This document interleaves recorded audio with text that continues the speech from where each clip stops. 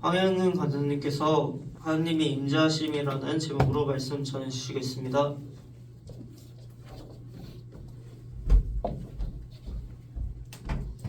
할렐루야, 반갑습니다.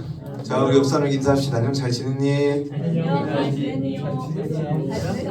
앞 사람 말고 옆 사람이요. 옆에 사람 아니에요? 자, 먼저 임명하겠습니다. 자, 제자방장 임명자들 앞으로 나오세요. 빨리 와요, 빨리. 자, 임명장, 직급 제자방장 베세다, 소속 원광대 DSM 성명 김상원. 이 사람은 하나님께 받은 소명의식이 확실하고 마땅한 자질을 갖추고 있다고 판단됨으로 이에 제자방직을 맡겨 임명함. 2026년 5월 22일 빚진 자들 선교회 익산지구 책임관사 황영근. 축하합니다. 자, 그럼 뜨거운 박수. 자, 임명장, 직급 제자방장 배단이 소속 원광대 DSM 류다에 이 사람은 하나님께 받은 소명의식이 확실하고 마땅한 자질을 갖추고 있다고 판단되므로 이에 제자방직을 맡겨 임명한 2026년 5월 20일 빚진 자들 선교회 익산지구 책임관사 황영근. 축하합니다.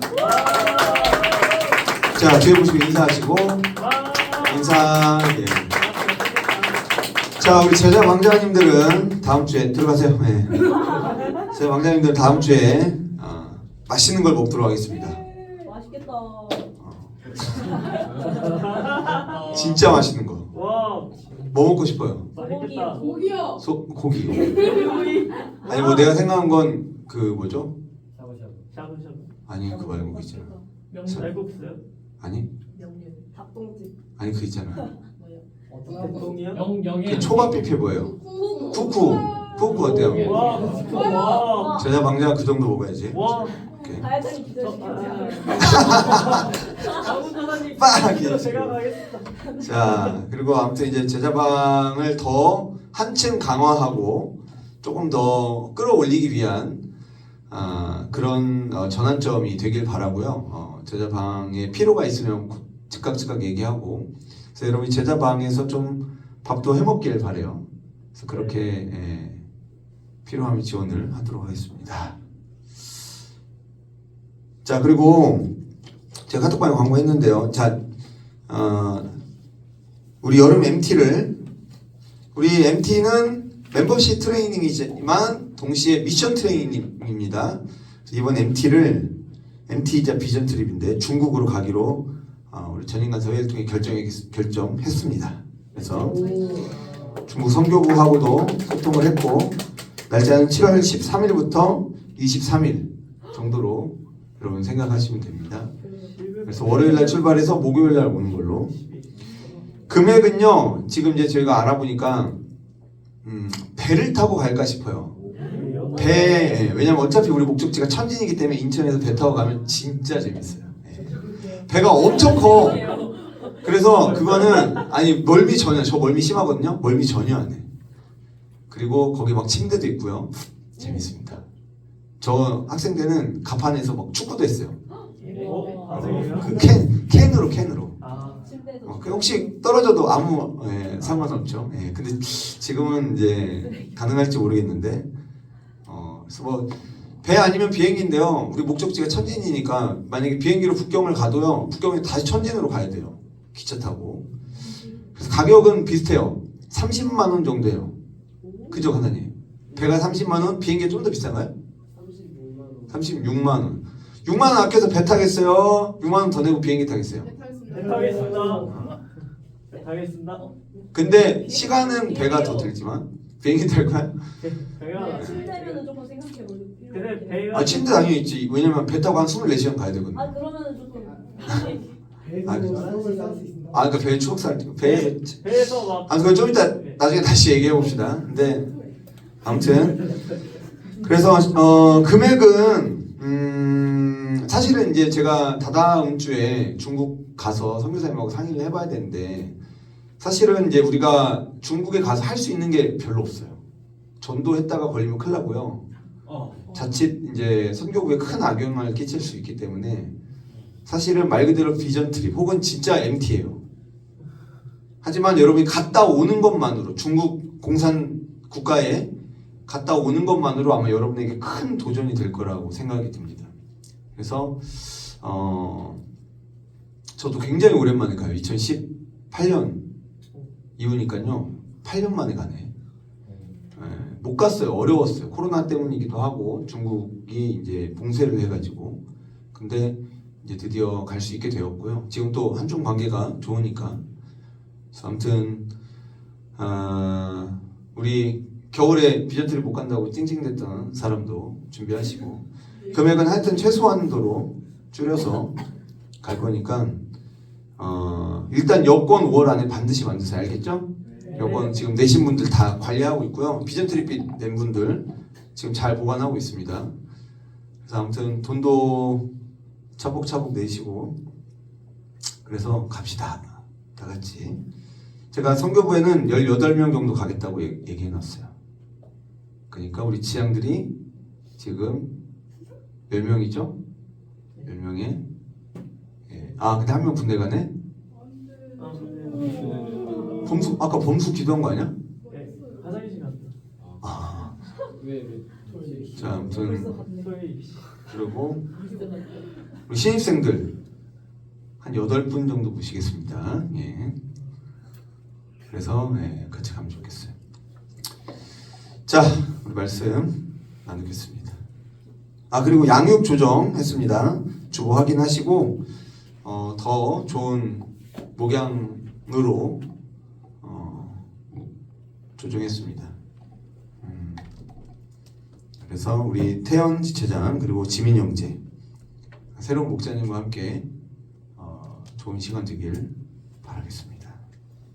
이전 목자님들이 조금 부족해서 더 좋은 목자님으로 조정하는 거니까 잘 양육 받으시면 되겠습니다. 아시겠죠? 자 오늘 말씀 같이 나누겠습니다. 오늘 말씀 제목 뭐죠? 하나님의 임재하심입니다. 자, 로마서는 로마서 1장에 뭐라고 되어 있어요? 로마서 1장 한번 봅시다. 로마서 1장에서 바울은 복음 전하기를 원한다. 누구에게? 15절에 1장 15절에 로마에 있는 너희에게도 즉 교회 밖의 사람들을 향해 쓴 책이에요? 교회 안에 있는 사람들에게 쓴 책이에요? 교회 안에 있는 사람들에게 뭐가 필요하다? 복음이 필요하다. 특히 로마서 14장을 보면 하나님을 로마서 14장으로 가볼까요? 로마서 14장. 자, 로마서 14장 1절 읽어보십시오. 시작. 믿음이 연약한 자를 너희가 받되 그의 의견을 비판하지 말라. 자, 제가 지난번에 계속 얘기했지만 로마 교회에 지금 갈등이 일어나고 있어요. 누구와 누구의? 유대인과 이방인 간에. 자, 그럼 여기서 말하는 믿음이 연약한 자는 누굴까? 1번 유대인, 2번 이방인. 자, 유대인이다 손 들어보세요. 네, 그리고 이방인이다 손 들어보세요. 네. 자, 그럼 이방인, 유대인인지 봅시다. 2절 같이 볼까요? 어떤 사람은 모든 것을 먹을 만한 믿음이 있고 믿음이 연약한 자는 채소만 먹느니라. 자, 채소든 고기든 상관없이 돼지고기든 소고기든 닭고기든 상관없이 먹는 사람이 믿음이 있고 믿음이 연약한 자는 뭐만 먹어요? 채소만 먹어요. 자, 그럼 유대인은 돼지고기든 뭐든 다 상관없이 먹었을까요? 아니면 채소만 먹었을까요? 근데 그러면 유대인들이 뭐래요? 믿음이 연약하다는데? 왜 그럴까요? 왜 유대인들이 믿음이 연약하다고 하는 거예요? 이건 이제 우리가 로마서를 계속 봐가겠지만, 그러니까 신앙 안에서 내가 믿음이 있다라고 말하면서 믿음이 있다고 말하면서 진리가 우리를 자유롭게 해야 되는데 오히려 우리가 더 부자연스러워지고 더 스스로를 올가매는 행위를 할 때가 있어요. 기독교인으로서 뭐 주일 예배를 드린다거나 뭐 기도를 한다거나 이런 규칙들이 사실은 우리의 믿음을 연약하게 만드는 모습이 될 때가 있어요. 왜 그렇죠? 왜 예배를 드리면 드릴수록 우리의 믿음이 연약해져요? 왜 유대인들은 그랬을까? 왜 하나님의 말씀대로 열심히 살면 살수록 오히려 믿음이 연약해지는 걸까요? 그 행위로서 자기 의의를 쌓기 때문에 예배를 드리면 드릴수록 내가 하나님 앞에 죄인이구나를 확인하는 게 아니라 나는 이 정도, 난 예배 빠진 적 없어. 난 얼마나 열심히 기도하는데 내가 얼마나 하나님 앞에 올바르게 살아가는 데는 조건으로서 신앙생활을 하면요, 다른 사람을 판단하고 정죄하게 돼요. 그것은 믿음이 연약한 자라는 거예요. 하나님이 나를 구원해 주신 게 아니라 내가 스스로 구원의 자격을 확보해 가는 거예요. 성경은 그게 믿음이 연약한 자다. 그러니까 로마서의 대상은 하나님을 믿지 않는, 하나님이 없이 살아갔던 이방인들이 아니라요, 하나님을 안다고 말했던 유대인들을 향한 하나님의 말씀인 겁니다. 로마서 1장은 하나님 없이 살아가는 인간이 얼마만큼 어디까지 무너질 수 있는가에 대한 이야기를 합니다. 하나님을 마음에 두기 싫어하는 인간들이 어디까지 무너지는가. 그런데 로마서 2장에서는 바울의 시선이 바뀝니다. 오늘 본문인 로마서 2장은 누구를 향한 하나님의 말씀이에요? 로마서 2장은 2장 1절에 뭐라고요? 그러므로 남을 판단하는 사람은, 제가 지난주에 말한 것처럼 여기서 그러므로라는 접속사는 뭘 얘기하냐면, 로마서 1장에서 하나님을 마음에 두기 싫어하는 이방인들을 지적할 때 맞아라고 동의하며 손가락질하는 너희들을 가리키는 말입니다. 그러니까 목적어가 변해요. 그래서 오늘 본문인 로마서 2장은 하나님을 안다고 말하는 자들을 향한 하나님의 말씀입니다.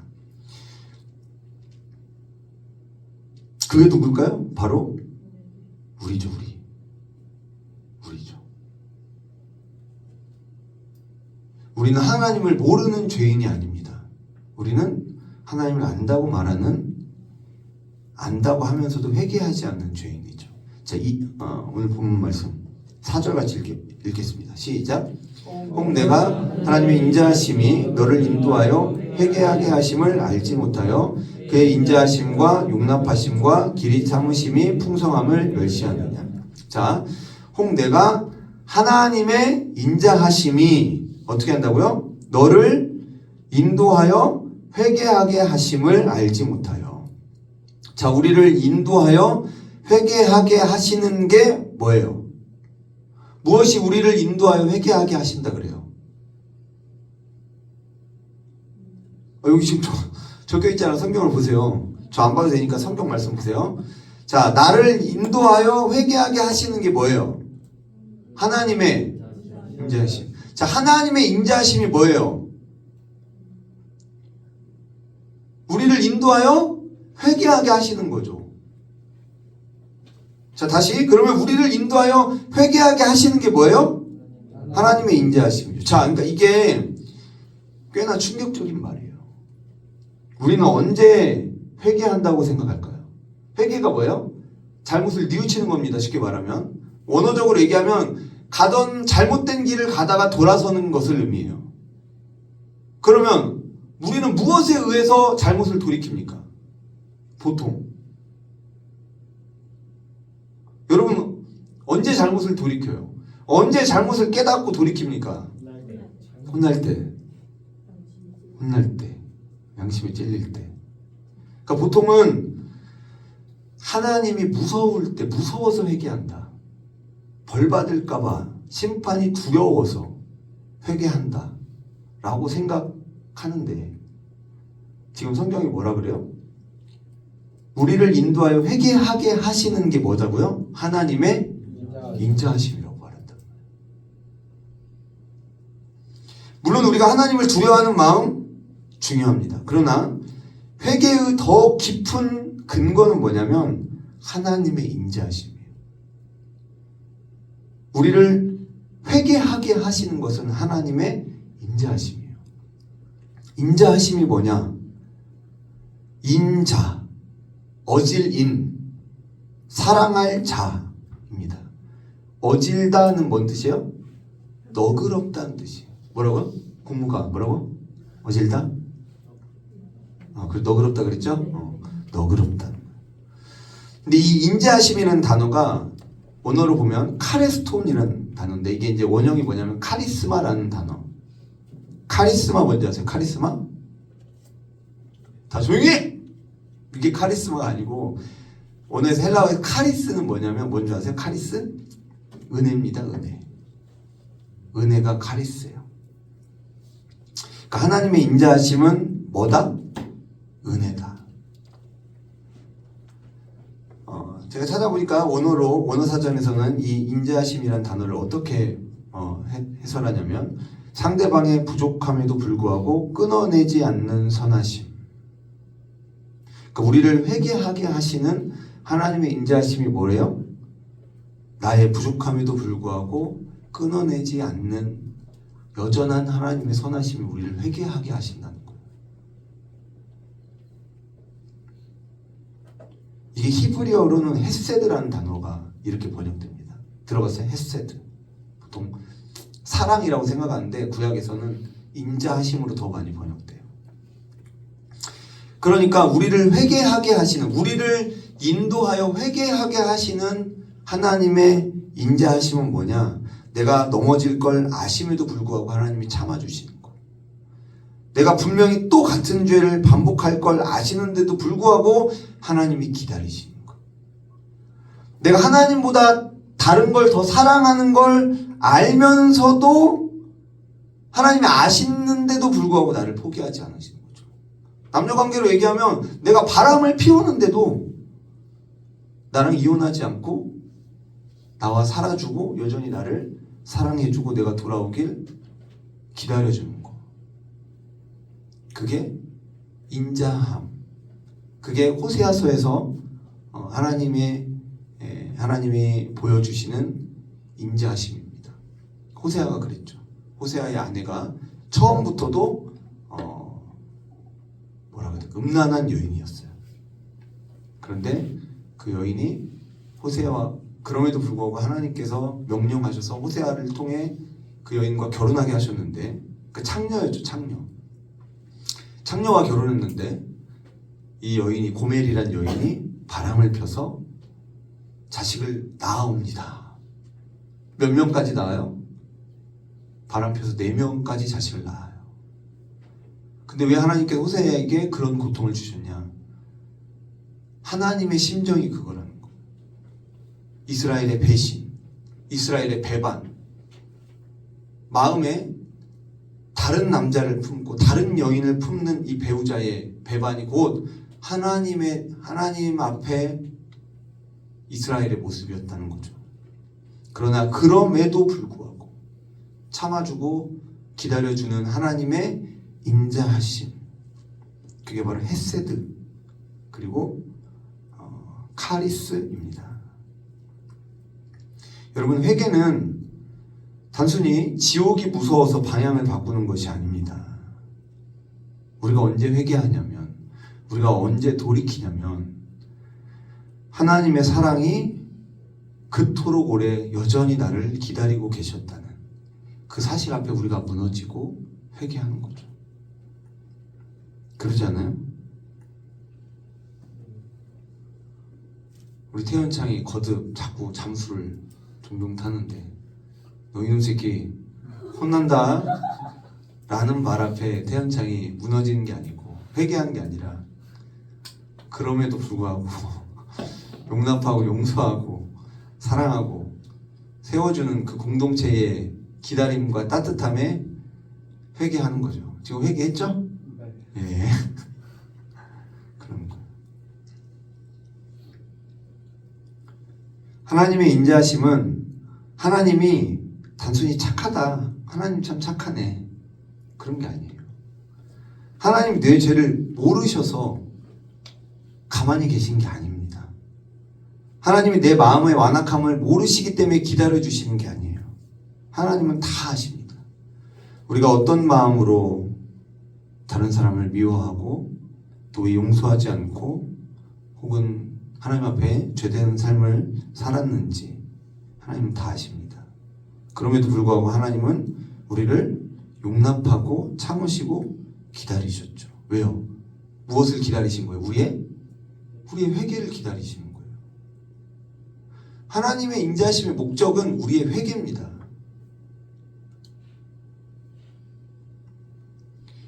그런데 바울이 뭐라 그래요? 4절 뒷부분에서 그의 인자하심과 용납하심과 길이 참으심이 풍성함을 멸시하느냐. 바울이 묻는 거죠. 너희가 그 인자하심을 멸시하느냐? 무엇이 하나님의 인자하심을 멸시하는 모습일까요? 하나님이 우리의 잘못을 다 아심에도 불구하고 기다려주시고 참아주시는 건데 마치 하나님이 모르는 것처럼, 그 인자하심이 끝없이 이어질 것처럼, 하나님의 심판이 없을 것처럼 하나님의 인자하심을 멸시하는, 마치 영화 대사 있죠? 호의가 계속되면 둘린 줄 알아. 몰라요? 농담이에요. 네. 호의 몰라요? 둘리? 네. 호의가 계속되면 그게 권리인 줄 알아. 다른 사람의 호의와 친절함을 이용하는 거죠. 그것은 그 사람의 마음을 무시하는 거죠. 하나님이 우리를 끝없이 인내해 주시고 기다려 주시는 그 인자하심을 멸시하는 모습은 무엇인가? 5절 읽겠습니다. 시작. 다만 내 고집과 회개하지 아니한 마음을 따라 진노의 날 곧 하나님의 의로우신 심판이 나타나는 그날에 임할 진노를 내게 쌓는도다. 하나님의 인자하심의 목적은 우리를 회개케 하심이에요. 우리가 하나님 앞에 회개한다는 것은 하나님 앞에 이놈 새끼 하라고 혼나는 게 아니라 잘못된 길을 가던 우리가 돌이키는 겁니다. 하나님 원하시는 건 그거예요. 그런데 우리가 그 하나님의 인자하심을 멸시합니다. 무시합니다. 어떻게요? 5절에 보니까 다만 너의 고집과 회개하지 아니한 마음. 하나님의 인자하심이 우리를 회개로 이끄시는데 우리는 그 인자하심 앞에서 회개하지 않아요. 하나님이 기다리시는데 우리는 그것을 기회 삼아 돌이키지 않고 오히려 더 고집을 피우고 버팁니다. 여러분, 하나님이 당장 심판하지 않으신다고 해서 우리에게 심판이 사라지는 게 아닙니다. 뭐라 그래요?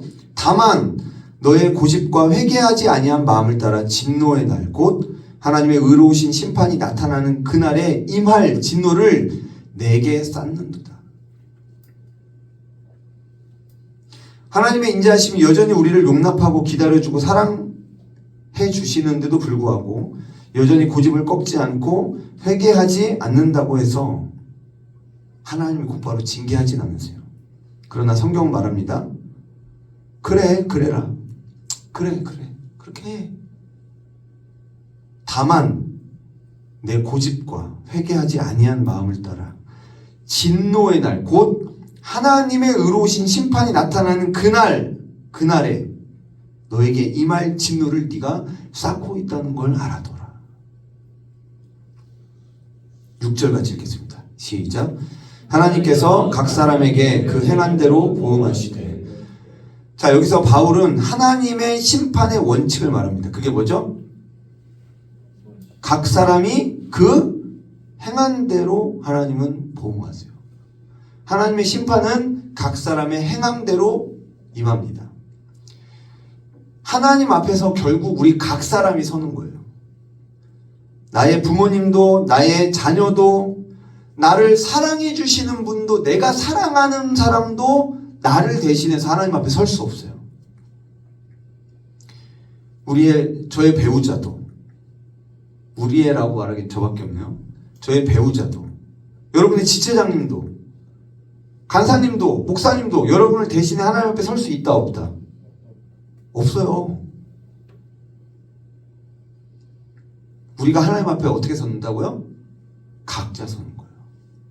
무엇으로? 우리가 행한 대로. 자, 이 말에 주목해서요. 우리가 행한 대로 하나님 앞에 섭니다.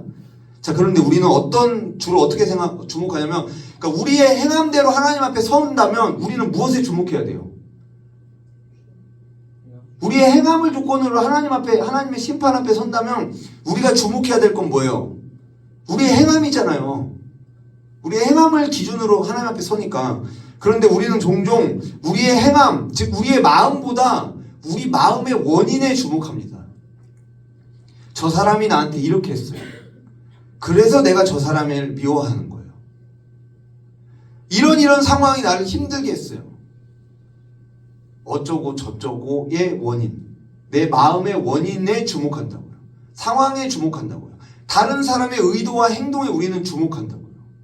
그래요. 저나 여러분이나. 저 사람이 나를 기분 나쁘게 했어요. 제 잘못이에요. 그래서 내가 미워하는 거예요.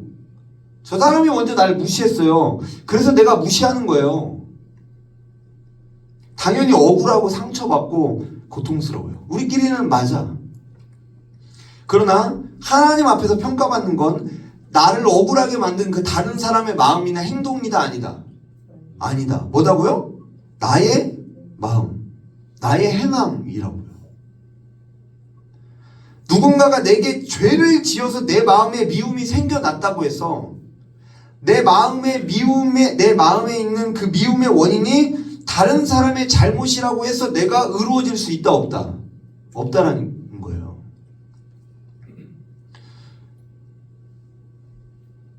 우리는 무시당하면 기분 나쁘죠.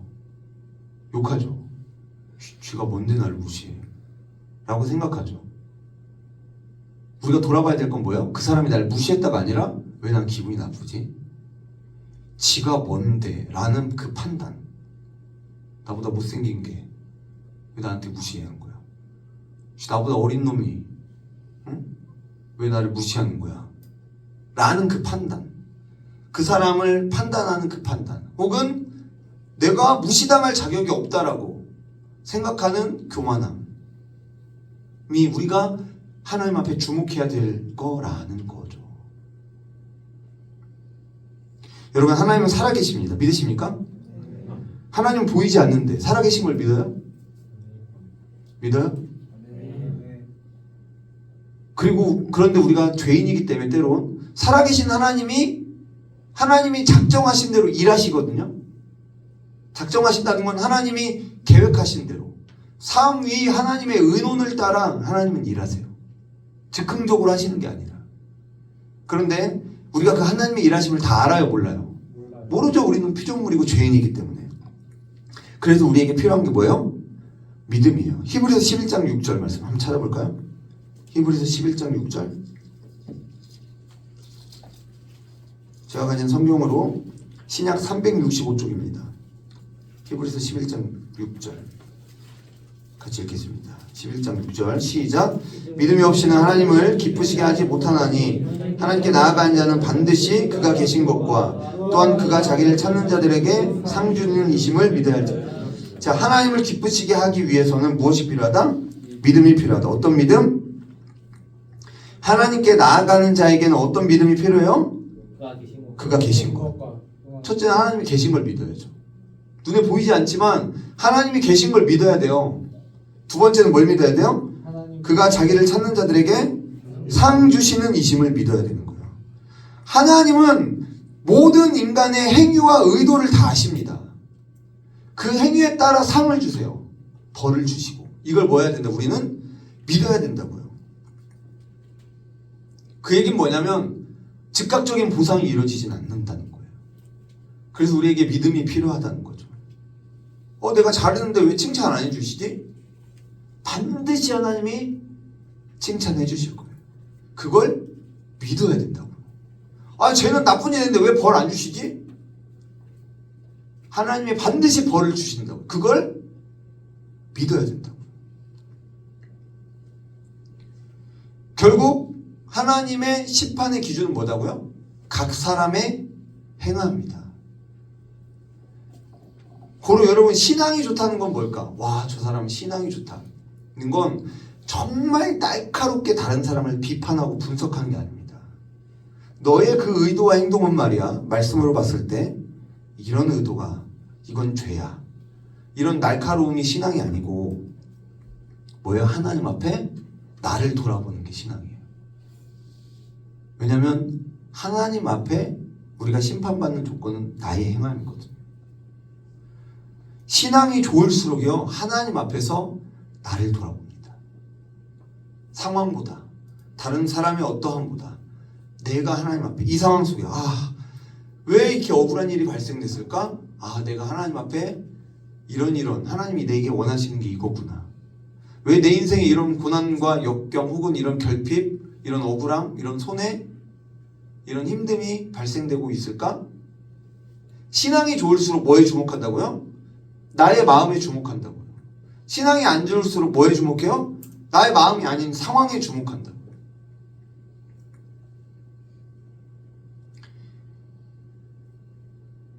그래서 우리는 이렇게 기도해야죠. 하나님, 제 마음이 무엇인지를 알게 해주세요. 하나님, 제 안에 있는 고집을 꺾어주세요. 하나님, 제가 하나님 앞에 무엇을 회개해야 되는지를 깨닫게 해주세요. 이게 신앙이 좋은 사람이, 신앙을 가진 사람의 태도이죠. 사랑하는 여러분, 우리는 나 자신의 죄로 하나님 앞에 심판받습니다. 다른 누군가의 죄 때문에 분노할 이유는 없어요. 하나님 앞에. 왜냐하면 심판자는 오직 하나님이시기 때문입니다. 7절 같이 읽어볼까요? 시작. 참고 선을 행하여 영광과 존귀와 썩지 아니함을 구하는 자에게는 영생으로 하시고. 자, 여기서 바울은 갑자기 어떤 사람을 얘기해요? 참고 선을 행하는 자를 말합니다. 참고 선을 행하는 자, 그 사람은 어떤 사람이에요? 영광과 존귀와 썩지 아니함을 구하는 자죠. 참고 선을 행하여 영광과 존귀와 썩지 아니함을 구하는 자에게는 무엇이 주어집니까? 영생이 주어지죠. 사실은 이건 뒤집어서 봐야 돼요. 영생이 주어진 사람들의 삶은 어떠해요? 참고 선을 행하여 영광과 존귀와 썩지 아니함을 구합니다. 하나님 앞에 영생을 살아가는 사람들, 구원의 삶을 살아가는 사람들은 사람들의 삶의 방식과 방향은 뭐냐면 참고 선을 행하는 것. 그래서 영광과 존귀와 썩지 아니함을 구하는 것입니다.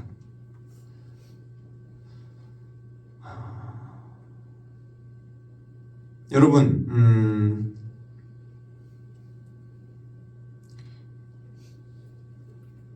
참는다는 거. 참고 선을 행하라고 하죠. 7절에. 그 얘기는 선을 행하는 게 쉬운 거예요? 어려운 거예요? 어렵죠. 목욕탕에 뜨거운 물에 들어가 있는 거, 30분 들어가 있는 거 쉬워요? 어려워요? 어렵죠. 그래서 뭐 해야 돼요? 참아야 되는 거예요. 축구할 때 후반 막판에 어때요? 힘들죠. 그래서 뭐 해야 돼요? 참는 거예요. 다른 사람을 용납하고 용서하고 사랑하는 거 쉬워요? 어려워요? 어려워요. 그래서 뭐 해야 된다고요? 참아야 된다고. 여러분, 참고 선을 행하라는 이 말은 선을 행하는 게 쉽지 않아요. 용서하는 거 쉽지 않아요. 섬기는 거 쉽지 않아요. 양육하는 거 쉽지 않아요. 사랑하는 거 쉽지 않아요. 그래서 고린도전서 13장에 사랑은 오래 참고. 여러분, DSM 활동하는 거 좋아요? 참을 일이 있어요, 없어요? 너무 좋아가지고 전 참을 일이 없는데요. 아직 그 맛을 못 본 겁니다. 참는 일들이 발생해야 돼요. 참아야 돼요. 우리가 하나님 앞에 우리 각자의 행함대로 보응받는다니까요. 근데 하나님 우리가 선을 행해야 되는데 그 선은 어떤 조건을 갖고 있냐면 참아야 돼요. 참고 있습니까? 여러분 오늘 얼마나 참았어요? 참아야 될 일을 피해 도망가. 안 참아. 어쩌면 여러분이 지금 오늘 예배 자리에 온 것도 참고 온 거죠. 참고 온 사람일수록 대단한 거예요. 오랜만에 예배 가니까 좀 민망한데, 뭔가 오늘은 좀 쉬고 싶은데, 뭐 이런 마음들 혹시 참고 왔다면 할렐루야, 여러분은 선을 행한 겁니다. 우리는 미움을 참고 분노를 참고 복수하고 싶은 마음을 참고 내가 옳다고 말하고 싶은 그 마음을 참고 상대방을 무너뜨리고 싶은 마음을 참고 뭐예요? 선을 행하는 거예요. 비난하고 싶고 무시하고 싶고 때로는 무관심하고 싶은 마음을 참고 다가가는 거예요. 그게 사랑이고 그게 양육이죠. 그게 신앙입니다. 예수님도 그렇게 하셨습니다. 예수님의 사랑은 어떤 사랑이에요? 십자가를 참으신 사랑이었어요. 조롱을 참으셨고 억울함을 참으셨고 버림받음을 참으셨고 죽음을 참아내셨습니다. 그러므로 참고 선을 행한다는 것은 우리가 참고 선을 행함으로써 도덕적으로 더 괜찮은 사람이 된다는 걸 의미하는 게 아니라 예수님의 십자가 길을 따라간다는 것을 의미해요. 내 안에 있는 자기의 자랑하고 드러내고 싶은 막 내 안에 끄집어내고 싶은 나의 잘남을, 나의 분노를, 나의 고집을 내려놓고 하나님의 뜻을 선택해 가는 것이 우리가 하나님 앞에서 행해야 되는 선이라는 겁니다. 8절 읽겠습니다. 8절 시작. 오직 당을 지어 진리를 따르지 아니하고 불의를 따른 자에게는 진노와 분노로 하시리라.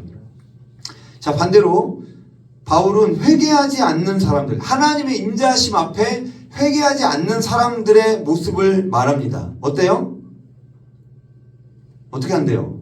오직 당을 지어 진리를 따르지 아니하고 불의를 따릅니다. 이런 자들에겐 하나님의 무엇이 있어요? 진노와 분노가 있습니다. 여러분, 회개하지 않는 자들 있잖아요. 죄 짓는 자들 혼자 죄 지어요? 아니에요. 당을 지어요. 같이 죄 지을 사람을 찾습니다. 무리를 만들어요.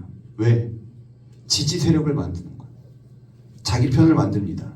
진리를 따르지 않고 욕망을 따르고 사람을 따르고 불의를 따릅니다. 하나님은 분명하게 경고하십니다. 뭐라고 하시죠? 오직 당을 지어 진리를 따르지 아니하고 불의를 따르는 자에게는 진노와 분노로 하시리라.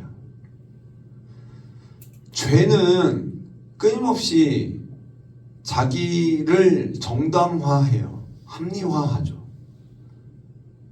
그래서 누군가를 끌어들입니다. 그러면 그게 뭔 얘기냐면 그 마음이 진리가 무엇인가를 찾는 게 아니라 나를 지지해 줄 사람을 찾는 거죠. 그게 뭐다? 죄다는 거예요. 자, 9절 우리 자매들만 같이 읽겠습니다. 9절 자매들만 시작.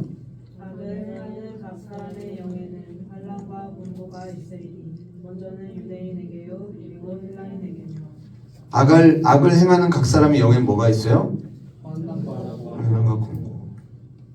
먼저는 유대인에게요 그리고 헬라인에게요. 자, 제가 지난번에도 얘기했는데 먼저는 유대인에게요 그리고 헬라인에게다. 이 얘기는 순서적으로 유대인들이 먼저 하나님의 말씀 앞에, 하나님의 심판 앞에 선다는 의미임과 동시에 유대인이든 헬라인이든 상관없이 모두가 동일하게 하나님의 심판 앞에 선다는 겁니다.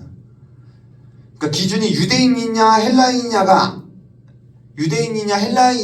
다 아니다. 아니다. 유대인이든 헬라인이든 남자든 여자든 옛날 사람이든 지금 사람이든 한국 사람이든 일본 사람이든 상관없이 기준은 뭐예요? 환난과 곤고가 주어지는 기준은 뭐라고요?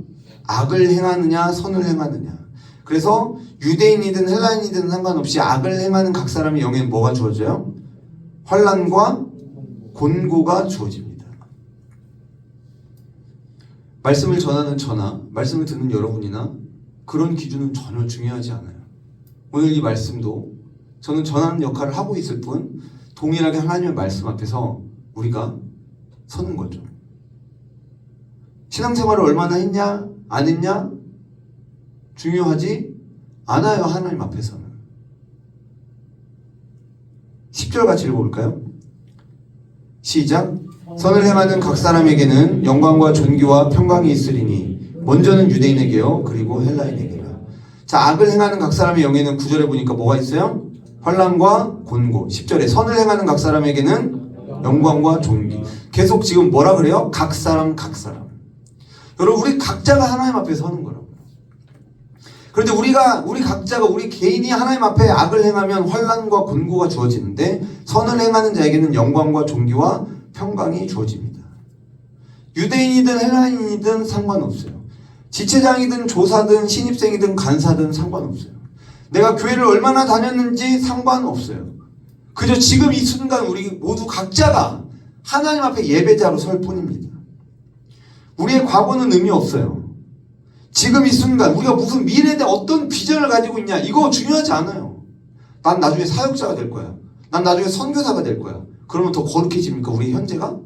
그렇지 않아요.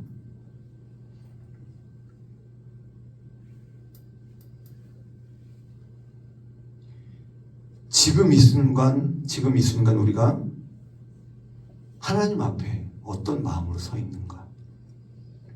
혹은 지금부터가 중요합니다. 지금부터가. 우리 옆 사람에게 인사해 주세요. 지금부터가 중요합니다. 자, 우리 뒷 사람에게도 얘기해 주세요. 지금부터가 중요합니다. 자, 앞 사람에게도 얘기해 주세요. 지금부터가 중요합니다. 지금부터가 중요해요. 지금부터가. 왜냐면 지금 이 자리로 인도하신 분이 누구세요? 하나님. 왜요? 하나님이 내가 그렇게 죄를 짓고 하나님 앞에 멀어지려고 반복적으로 넘어지고 그럼에도 불구하고 하나님이 나를 이곳 가운데 인도하신 게 뭐예요? 하나님의 인자하심이라고. 그 인자하심을 멸시하면 안 된다고요. 그 하나님의 인자하심과 기다림이 왜 나를 오늘 이 자리 가운데로 인도하셨다고요? 나에게 뭘 원하셔서? 회개하게 하시려고.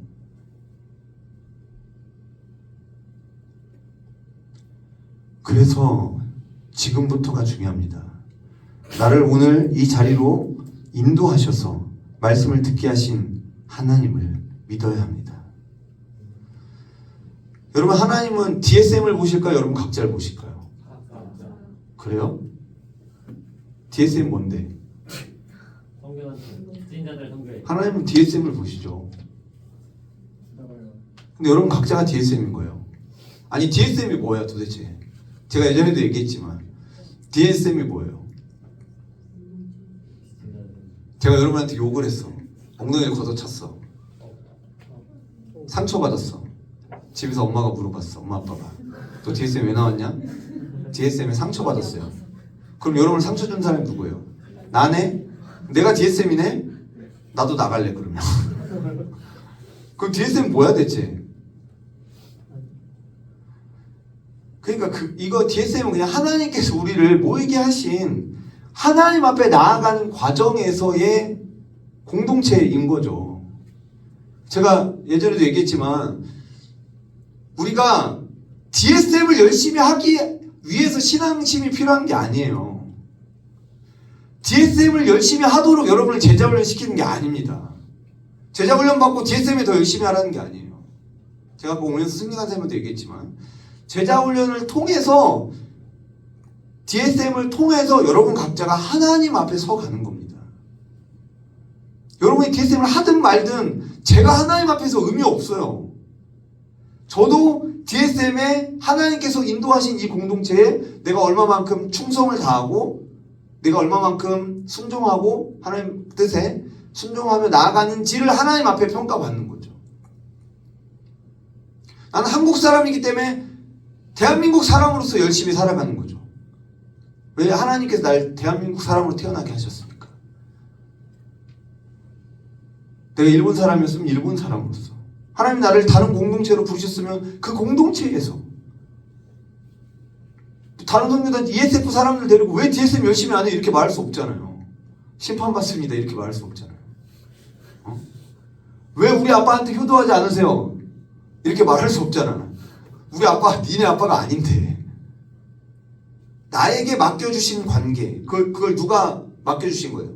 하나님 맡겨주신 거예요. 그러니까 여러분이 DSM을 하고 있는 거, 제가 DSM을 하고 있는 건 누구 때문에 하는 거예요?